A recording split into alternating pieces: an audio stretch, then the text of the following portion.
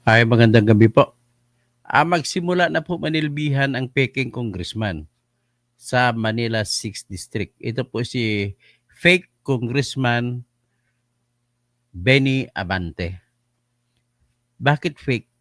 Fake sapagkat po ay nilabag in the grossest manner, in the gross ignorance of the law, nilabag ng COMELEC ang batas patungkol sa citizenship, natural born, at saka batas na nag-uutos na hindi na pwede pumalit ang second placer sa sa mga na-disqualify na panalo kung disqualified nga si Luis Joey Oy.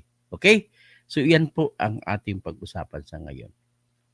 At bago lahat, nais kong manawagan sa inyo at kung sino pang tutulong sa akin ay magpadala kayo ng inyong contribution at isasama ko po sa ibabayad na 50,000 pesos na filing fee at saka 10,000 na deposit fee sa Senate Electoral Tribunal na bayad para sa sinasasampa ko na petition for quo warranto na para patanggalin si Erwin Tulfo na American citizen mula sa pagkasenador ng ating bayan. Kakahiya.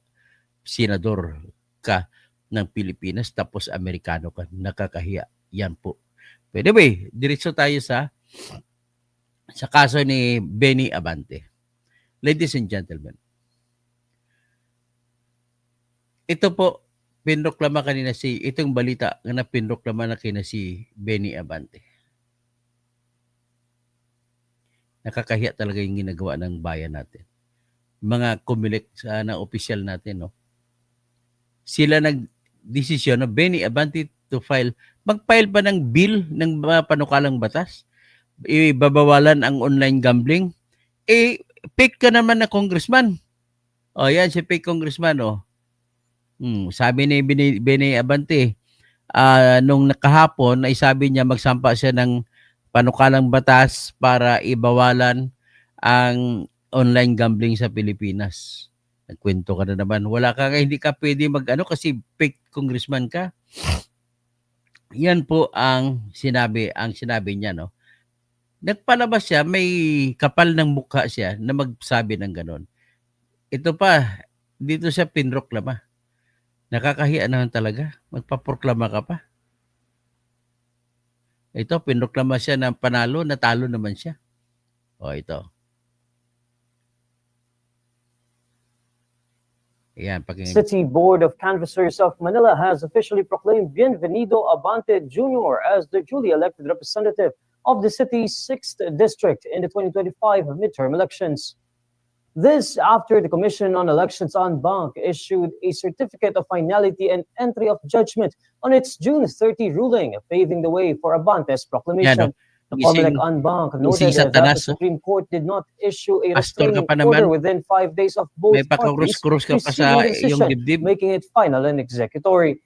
In its June 30 ruling, the COMELEC en banc affirmed the decision of the COMELEC's second division to annul the proclamation of Joey Chua Uy as congressman and directed the City Board of Canvassers to reconvene and proclaim Abante as the winner.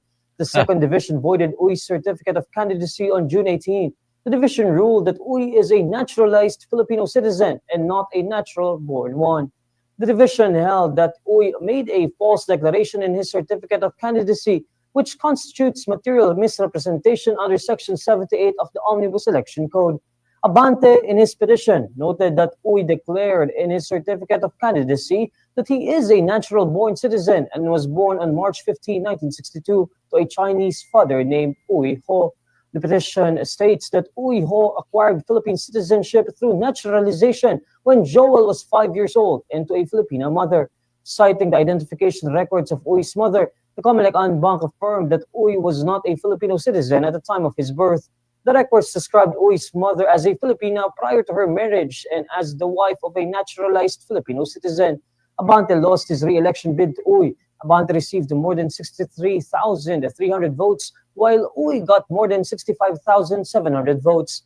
After his proclamation on Tuesday morning, July 8, Nakakahiya ka. Abante says he feels good that the Kaya ng rule of law piki na prevailed. congressman. Abante also thanks his Ay, supporters, mga assuring them tuta that they mo. did not lose their district's representative.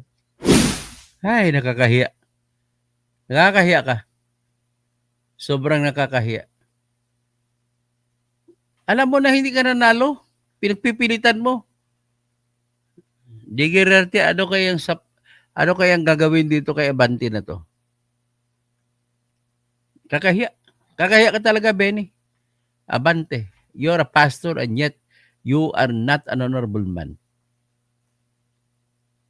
Ang ginawa mong yan, bumaba pang integridad mo.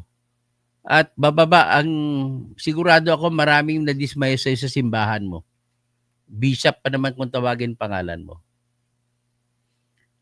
Ay, nakakahiya. Ganito po yung batas. Bakit ko nasabi nakakahiya? Ang akusasyon nila kay Joey Oy ay naturalized lang siya, hindi siya natural born. Unang tanong, kung naturalized lang siya na Pilipino si Joey Oy, tanong, nag-apply ba siya ng naturalization? Sagot, wala. Ang tanging pwedeng tawagin na naturalized citizen ay yung nag-apply ng naturalization at naaprubahan. Grabe naman. Ano bang klaseng argumento mo, Mr. Romy Makalintal? Pera-pera ka lang kung mag-abogado. Alam ko naman, alam mo yun. Sorry. Alam ko na alam mo yun na hindi naturalized citizen si Joey Oy. And yet, dahil gusto mo lang kumita ng pera, pinagpipilitan mo, nagkibit balikat ka lang? Pinakamagaling ka pa naman abogado. Ganon din si George Erwin Garcia. Isa sa pinakamagaling na abogado na election lawyer. Alam nyo yan na hindi naturalized Pilipino si Joey Oy. Pinagpipilitan nyo. Lahat kayo ng mga commissioner dyan, na mga abogado sa Comelec, alam nyo yan na hindi naturalized. Meron bang naturalized na hindi na naturalized? Ganito po yung sitwasyon ng buhay ni Joey Oy. Pinanganak siya noong March 15, 1962. At ang kanyang nanay ay yung taga Bulacan na Pilipina. At nakapag-asawa sa tatay niya na Chinese citizen. Pagkatapos niyang pinanganak siya noong March 15, 1962, noong 1967, naging Pilipino ang tatay ni Joey Oy sa naturalization. So, ibig sabihin, ang naturalized citizen dyan, ang tatay ni Joey Oy, hindi si Joey Oy. Sorry. Ngayon, nasa batas ng revised naturalization law na ang sinumang tao na ma-naturalized bilang Pilipino, automatic po ng lahat niyang mga anak na minor de edad ay magiging Pilipino na rin. At ang katotohanan, yung mga minor de edad na anak ay hindi nanumpa, hindi na naturalized. Ang nanumpa at nag-apply sa petition for naturalization ay ang tatay nila. So ang tatay lang nila ang naturalized. Get it? How can you call a person who was not naturalized as naturalized? Ganun lang simple ka unang argumento. Tapos ng laban. Pangalawa, nanay niya Pilipina.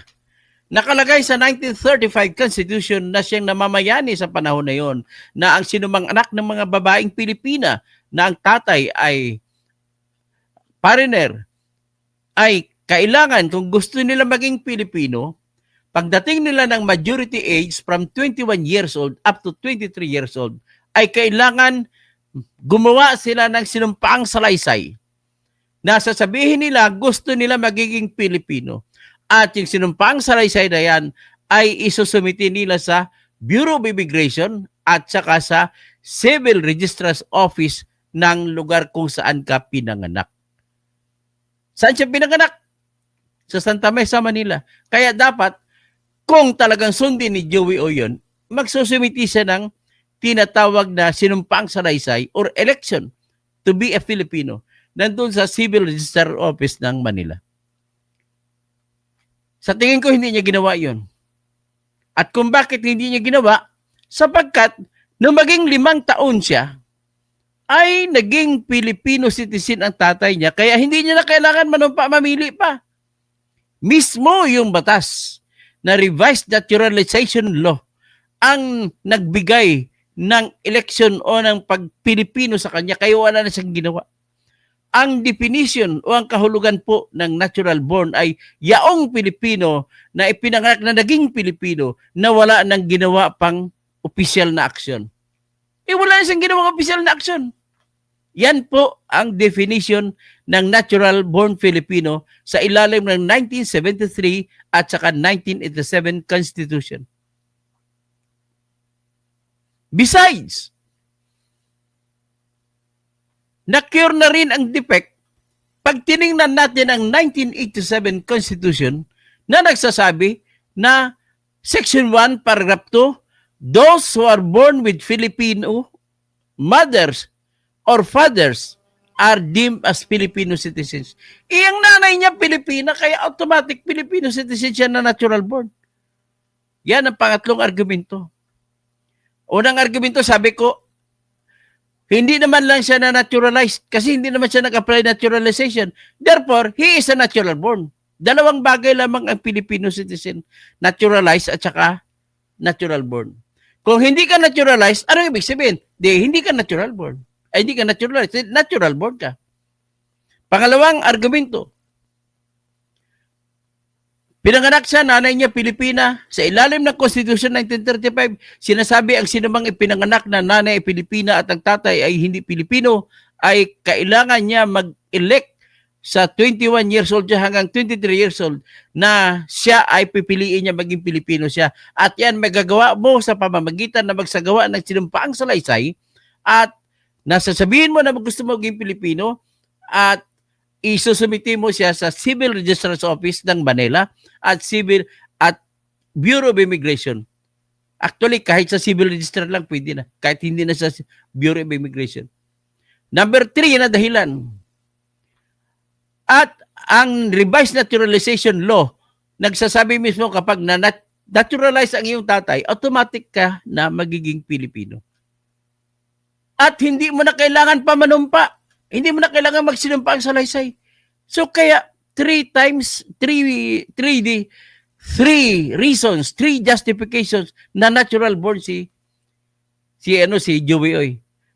Ngayon, pang-apat, ang pinakamabigat na rason ay pang-apat na rason. Ano yon? Sa decision po ng Supreme Court noong 1991, sa kaso na ang title ay Antonio Co. versus House of Representatives Electoral Tribunal, kung saan ay kinatigan ng Supreme Court ang desisyon ng House of Representatives Electoral Tribunal na nagsasabi na si Jose Ong na ipinanganak na nanay niya ay Waray o Pilipina at ang tatay ay Chinese, ay nung na-naturalize ang tatay niya nung 9 years old siya, ay automatic natural born. Bakit hindi niyo sinunod yan utos ng Supreme Court sa Co versus Itzret? Attorney Romy Macalintal, George Erwin Garcia, Commissioner Ray Bulay, Commissioner Ernest Masida. Ang dami nyo dyan. Commissioner Periolino. Nakakadismaya kayo. Hindi nyo sinusunod ang batas. Gross ignorance of the law ang ginagawa ninyo. Kaya nagkaroon tayo ng peking congressman. Panglima, ang dahilan ko bakit fake congressman yan. Nag-utos ang Supreme Court sa pinakahuling desisyon na inilabas noong June 19, 2025. Na nag-utos sa kaso na Dato Pax Ali, Manguda Dato versus Comelec na sinasabi ron na mula ngayon, hindi pwedeng umupo ang second placer kung madidisqualify ang winner. Grabe, ilang batas, limang pagkakamali ginawa ninyo, Comelec. Hindi ko alam kung paano nyo inano yan. Kaya kailangan ni Joey Oy magsampa ng disbarment laban niya sa lahat ng mga abogado na sangkot dyan. Anong gagawin ninyo? Hindi pa naman kasi final yung desisyon ng ang desisyon ng Supreme Court na bawal ng second placer, hindi pa daw final kasi nag-final yon July 5. At nung nilabas nilang decision ay June 30. Hindi nyo pwede sabihin ganon. Kasi unang-una, bakit? Lilabas ng Supreme Court noong June 19 ang desisyon. Tapos, alam naman ng COMELEC na hindi na sila magsasampa ng motion for reconsideration sa desisyon ng kaso sa Dato Pax Ali Mangu Dato versus COMELEC. So kung alam mo at ikaw ay alam mo COMELEC na hindi ka na mag-apila doon, ibig sabihin final ang executory na sa inyo na bawal na mag-upo ng second placer. Napakaano talaga. Dahil dito ay pwede magsampa ng subukan ko na magsampa ng tawag nito. Dapat magsampa naman dito si Dato Pax Ali. O di, kaya kami siguro tao. Pwedeng sumali ang tao dyan. Kaya na may bayad naman pag sumali ako dyan. Pagbayad na naman. Ang problema sa Pilipinas, lahat ng kaso sampa mo para lamang sa tao, para sa bayan, magbabayad ka pa. Kagaya nitong Erwin Tulfo, gusto ko lang patanggalin siya na pagka-senador. Magbabayad pa ako sa Senate Electoral Tribunal. 50,000 pesos na filing fee. 10,000 pesos na deposit fee. O, tingnan nyo si Kwan. Bakit nyo dinisqualify si Joey Oy? Tapos hindi nyo dinisqualify, hindi nyo kinatigan ang aking petition for to disqualify Erwin Tulfo. George Erwin Garcia. Pa-style-style ka pa na kuno, no part ka, hindi ka sumama sa desisyon. Bakit hindi nyo dinisqualify si Erwin Tulfo? Si Erwin Tulfo may passport, proven na may passport sa loob ng 31 years, hawak sa US passport. Sa pangalan ng Erich Sylvester Tulfo. Nagsundalo pa siya, 1988, hanggang sa 1996. Sa pagsumali ka pa sa pagsundalo, manunumpa ka sa Constitution ng United States of America, nang nanumpa ka ng allegiance. At nakalagay po sa ating Constitution, inimical ang dual allegiance. So, ibig sabihin, nag-allegiance ka, nag-loyalty ka sa US, tapos loyal ka sa Pilipinas, bawal yon. Ay, nako. Hindi ko alam kung saan nilagay ni Abante yung kanyang pagiging pastor. Ano na ngayon, sa pilitan niyang tinanggap yung pagiging peking congressman. Di ba labag yan, Pastor Rodi Rabi, sa panuntunan ng simbahan? Sinisira mo lang yung yung sekta mo. Ano ba yung sekta ni Benevenido Abante? Tinatawagan ko yung mga member niya dyan. Huwag na kayo sumali. Satanas yung na yan, pastor nyo eh. Satanas yung si Benevenido Abante na bishop. Ano yan? Naayon ba sa katarungan ba? Naayon ba sa kabanalan yan? Yung pang-agaw na pistol kahit alam mo na hindi ka nanalo? Nakakahiya ka? Ay, nakakahiya. Hanggang kailan ka kayo makatayo sa kapal? Saan ka ba nang hiram o bumili ng kapal na mukha, Mr. Benny Abante? Dyan na muna tayo. Shout out na lang Pastor Rodi Rabi, tell the truth and the truth shall set you free. Kondalim, Idol Toto, nilagay niya sa puwit niya. Lalo na, mandurugas yan, Abante. Juana May, sa Pilipinas ka lang makakakita ng talo na, nanalo pa. Yun. Jan 3:16, Nim, iyak na lang kayo. Ayak na lang daw tayo. Saan ka ba? Para ka ba sa katarungan o para sa kahungkagan? Jan? Jaime Aguinaldo, we shout out on top of our voice but nothing. Those mockingbirds are in power and respect nothing. Sorry, Bustoto, but go. Laban lang. Ganun naman talaga gawin natin. Wala na panalo na. Ay, panalo. Anong panalo? Talo ngayon Bakit may tawagin panalo? Rodi Rabi, Pastor, magbasa si Abante ng Biblia, may katapusan ang pangguguyo at panlalamang sa kapwa. Darating ang panahon. Tama pala ang salita ng Diyos, may katapusan ang lahat. Junami, good evening sir. Ang galing mo, hindi Hindi tulad ni Atty. Inso Recto, puro na lang Duterte, fake news, palagi ang sinasabi. Hindi naman, opinion lang ni Inso yan. John 3:16 name. Mali po kayo, Toto Kasing. Basahin niyo po. Ay, paano pa ako naging mali? Memorize ko po Constitution. Ano? Sino ka ba para magsabi mali ako? John 3:16. John 3:16 name. Ay, nilagay mo pa sa, ang kinuha mo pa pangalan mo sa Biblia? John 3:16, for God so loved the world. Ano sabi diyon? For God so loved the world that ano pag that he got his only begotten son, that whosoever believes in him should not perish but have everlasting life. Pastor Rodi Rabi, tulungan mo nga ako. For God so loved the world. At tingnan ko yung John 3:16. Misa itong tao nagpapangalan John 3:16, hindi naman kaganahan ang kanyang ginagawa. Kinakampihan pa ang mga kasatanasan ni Abante. For God so loved the world that He gave His only begotten Son, that whosoever believes in Him should not perish but have everlasting life. Hoy, John 3:16, palitan mo na yung pangalan mo. Mali yan, palitan mo yan. Nakakahiya ka sa Diyos. Pastor Rodi Rabi, Barbs Merados, fake imong mata. Bisaya ka daw ito na hindi mo naintindihan sinasabi mo. Pagpatawarin ka ng Diyos, hindi mo alam sinasabi mo.